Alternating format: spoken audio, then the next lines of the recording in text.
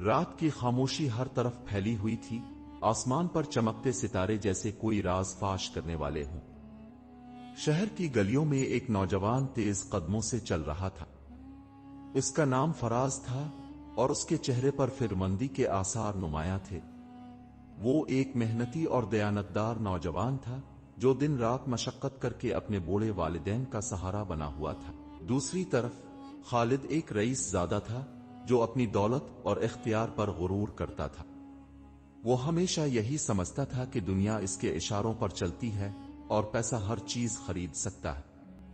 آج بھی وہ اپنے دوستوں کے ساتھ جشن منا رہا تھا جب اچانک ایک بزرگ درویش اس کے قریب آیا اور مسکراتے ہوئے بولا، بیٹا، غرور میں مت رہو، تقدیر کا کھیل سب کو ایک دن برابر کر دیتا ہے، جو مقدر میں لکھا ہے وہی ہوگا۔ خالد نے قہقہا لگایا اور بولا، بزرگ، میں اپنی تقدیر خود بناتا ہوں، میرا پیسہ، میرا اختیار، سب میرے ہاتھ میں ہے۔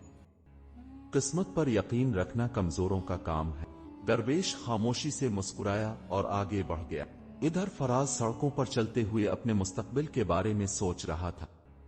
وہ دن بھر مزدوری کرتا، چھوٹی سی اجرت لیتا اور گھر جا کر اپنے بیمار والدین کی دیکھ بھال کرتا، مگر آج اس کے دل میں بے چینی تھی، جیسے کچھ بڑا ہونے والا تھا، کچھ ایسا جس کا اندازہ اسے ابھی نہیں تھا۔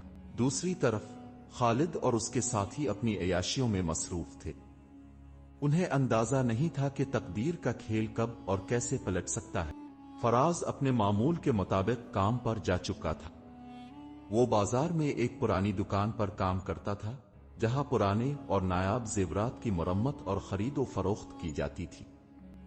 دکان کا مالک ایک ایماندار اور نرم دل آدمی تھا جو فراز کی محنت کو سراہتا تھا، مگر آج اس کا دل پریشان تھا۔ کل رات جب وہ اپنے والدین کے لیے دوائی لینے گیا تو حکیم نے کہا کہ ان کی دوا مہنگی ہو چکی ہے اور اسے فوری طور پر مزید پیسے درکار ہوں گے، مگر فراز کے پاس بمشکل اتنی رقم تھی کہ وہ 2 وقت کی روٹی کا بندوبست کر سکے۔ وہ سوچنے لگا کہ کیا تقدیر میں واقعی سب کچھ لکھا ہوتا ہے؟ اگر سب کچھ پہلے سے طے شدہ ہوتا تو پھر محنت کی کیا ضرورت؟ مگر دل کی ایک اور آواز کہہ رہی تھی، محنت کبھی رائے گا نہیں جاتی، شاید اللہ نے میرے لیے کوئی اور راستہ چنا ہو۔ دوسری طرف خالد اپنی عیش و عشرت کی زندگی میں مگن تھا۔ اس کے محل نما گھر میں ہر دن جشن کا سما ہوتا اور اس کے دوست ہمیشہ اس کے ارد گرد جمع رہتے۔ وہ سمجھتا تھا کہ پیسہ ہی سب کچھ ہے اور دنیا میں وہی کامیاب ہوتا ہے جو دولت اور طاقت حاصل کرتا ہے۔ اس شام جب خالد اپنے دوستوں کے ساتھ بیٹھا تھا تو اس کے محل میں ایک نوکر گھبراتے ہوئے آیا اور بولا، مالک، بازار میں ایک خبر پھیلی ہے کہ شہر کا سب سے قیمتی نایاب ہار گم ہو گیا ہے اور بادشاہ نے اعلان کیا ہے کہ جو کوئی بھی اسے تلاش کرے گا اسے انعام دیا جائے گا۔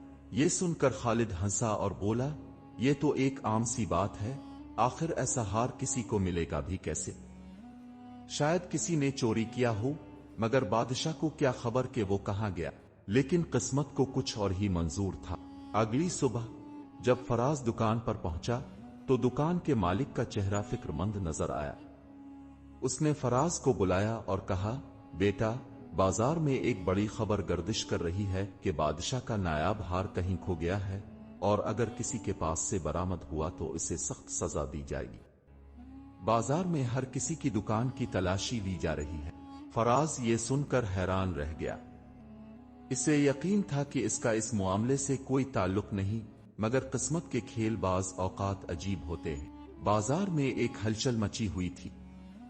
ہر طرف چامگوئیاں ہو رہی تھیں کہ بادشاہ کا قیمتی ہار کھو گیا ہے اور سپاہی شہر کے ہر کونے میں اس کی تلاش کر رہے تھے۔ بڑی بڑی دکانوں اور رئیسوں کے گھروں کی تلاشی لی جا رہی تھی، مگر ہار کا کچھ پتہ نہ چل سکا۔ لوگ حیران تھے کہ آخر یہ ہار کہاں جا سکتا ہے۔ دوسری طرف فراز دکان پر کام میں مصروف تھا، مگر اس کا دل پریشان تھا۔ وہ جانتا تھا کہ جب بادشاہ کسی چیز کی تلاش میں ہوتا ہے تو وہ پورے شہر کو کھنگال کر رکھ دیتا ہے۔ دکان کا مالک بھی فکر مند نظر آ رہا تھا۔ اگر سپاہی دکان پر آئے اور ہمیں شک کی بنیاد پر گرفتار کر لیا تو کیا ہوگا؟ اسی دوران باہر ایک ہلچل سی مچی۔ शहर के सिपाही बाजार में दाखिल हो चुके थे और हर दुकान की तलाशी ले रहे थे। कुछ ही देर में वो फराज की दुकान पर भी पहुंच गए। सिपाही के सरदार ने सख्त आवाज में कहा, हमें हुक्म है कि हर जगह तलाशी ली जाए, कहीं ना कहीं ये हार छुपा हुआ है। फराज और उसके मालिक ने तलाशी के लिए हामी भर ली। सिपाहियों ने दुकान के हर गोशे को खंगाला मगर कुछ ना मिला। मगर फिर एक सिपाही की नजर दुकान के एक पुराने संदूक पर पड़ी जो कई सालों से एक कोने में रखा था।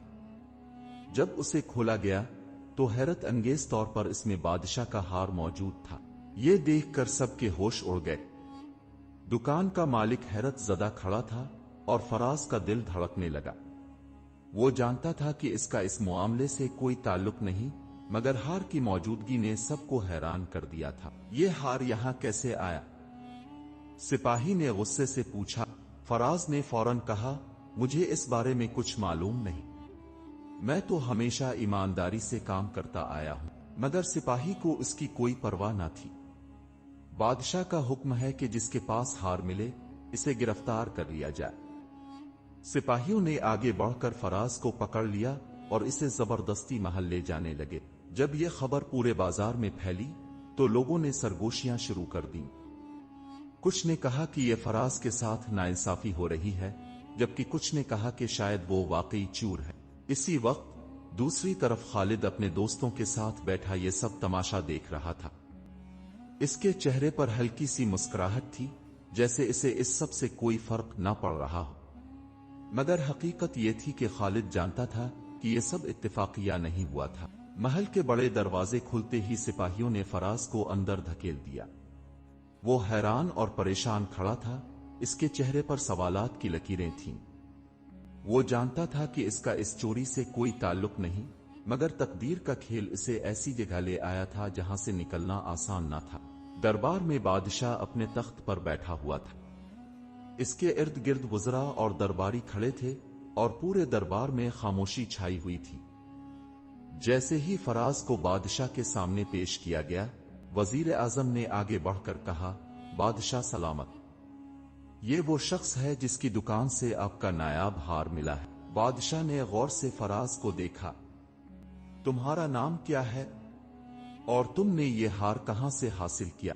फराज ने अदब से झुककर कहा, बादशाह सलामत, मेरा नाम फराज है और मैं एक मामूली ताजिर हूं। मैंने ये हार कभी अपनी आंखों से नहीं देखा था और न ही मुझे मालूम था कि ये मेरी दुकान में कैसे पहुंचा। वजीर ने कहकहा लगाया और बोला, बादशाह सलामत, हर चोर यही कहता है कि वो बेकसूर है, मगर हकीकत यह है कि हार उसी की दुकान से मिला है और ये बात साबित करती है कि ये चोर है। बादशाह ने कुछ देर सोचा, फिर बोला, अगर तुम बेकसूर हो तो हमें यह बताओ कि यह हार तुम्हारी दुकान में कैसे आया। यही वो सवाल था जिसका जवाब खुद फराज के पास भी नहीं था। वो गहरी सोच में पड़ गया। उसका जहन तेजी से चलने लगा। यह हार मेरी दुकान में कैसे आया? मैंने कभी उसे नहीं छुआ, मगर फिर भी यह वहां से मिला। इतने में एक दरबारी आगे बढ़ा और बोला, बादशाह सलामत, हमें इस मामले की मजीद तफ्तीश करनी चाहिए। शायद यह शख्स अकेला ना हो बल्कि किसी बड़े गिरोह का हिस्सा हो। ये सुनकर दरबार में सरगोशियां होने लगीं। लोग हैरान थे कि आखिर हकीकत क्या है। अचानक दरवाजे पर एक और ऐलान हुआ, खालिद बिन उमर दरबार में हाजिर हो रहे हैं। ये सुनकर फराज चौंक गया। खालिद यहां क्यों आ रहा है? वो दिल ही दिल में सोचने लगा।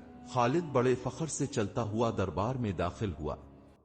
इसके चेहरे पर एतमाद और गुरूर था। वो झुक कर बादशाह को सलाम करता है और कहता है, बादशाह सलामत, मुझे यकीन है कि इंसाफ होगा। ये चोरी मेरी नजरों के सामने नहीं हुई, मगर मैं जानता हूं कि चोर कौन हो सकता है। ये सुनकर दरबार में एक बार फिर खामोशी छा गई। फराज की नजरें खालिद पर जिम गईं। क्या ये मेरे खिलाफ साजिश कर रहा है? क्या वही मुझे इस मुसीबत में फंसा रहा है?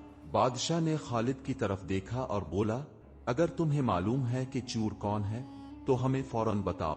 खालिद ने आहिस्ता से मुस्कुरा कर कहा, बादशाह सलामत, मैं अभी कुछ नहीं कहूंगा, मगर अगर आप मुझे एक मौका दें तो मैं इस चोर को बेनकाब कर सकता हूं। ये सुनकर दरबार में एक और हलचल मच गई।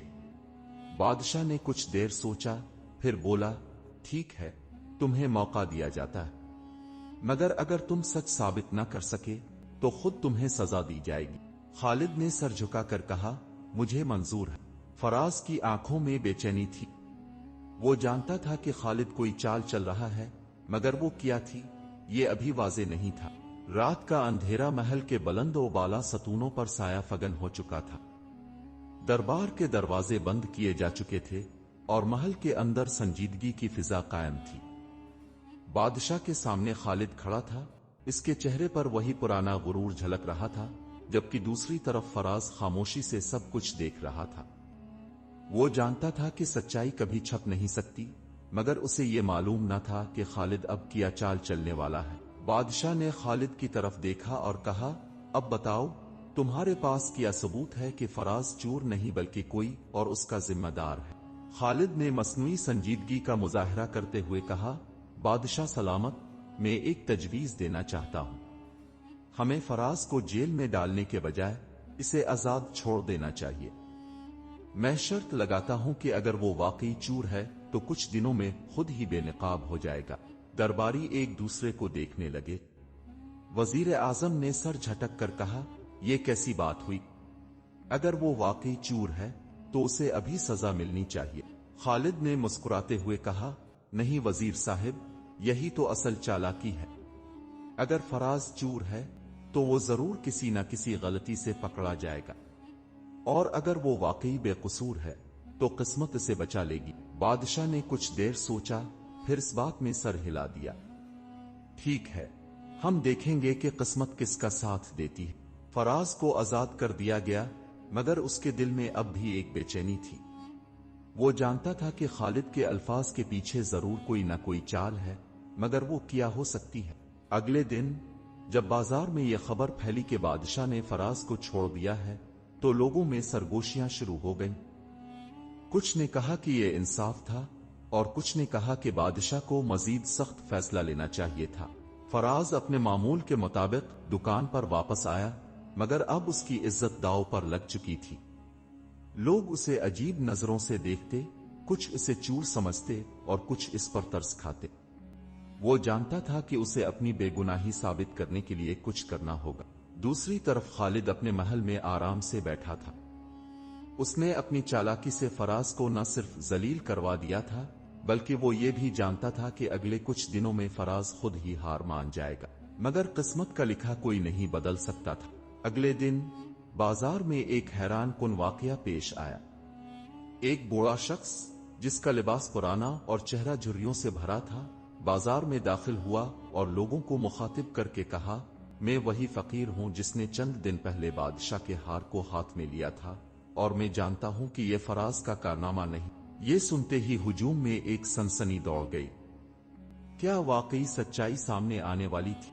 फराज ने बूढ़े की तरफ हैरानी से देखा और बोला, बाबा, अगर आपको कुछ मालूम है तो बरा करम सबको बताएं।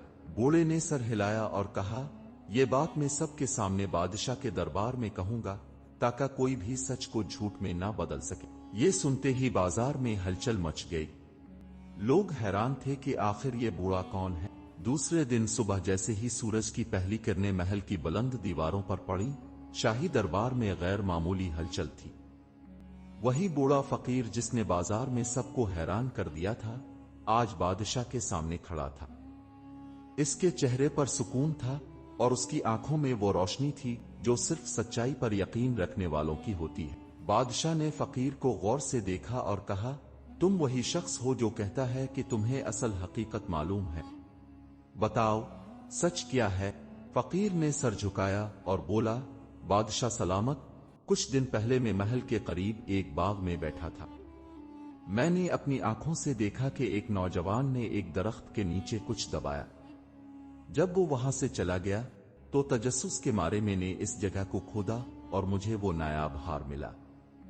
मैंने ये सोचकर कि ये कोई आम जेवर होगा, इसे बेचने के लिए बाजार का रुख किया, मगर जब मैंने बाजार में इस हार की हकीकत सुनी तो मैं डर गया और जल्दी में किसी और के सामान में छुपा दिया ताकि खुद पर कोई इल्जाम ना आए। ये सुनकर दरबार में सरगोशियां होने लगीं।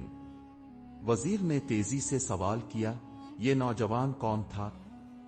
تم نے اس کا چہرہ دیکھا؟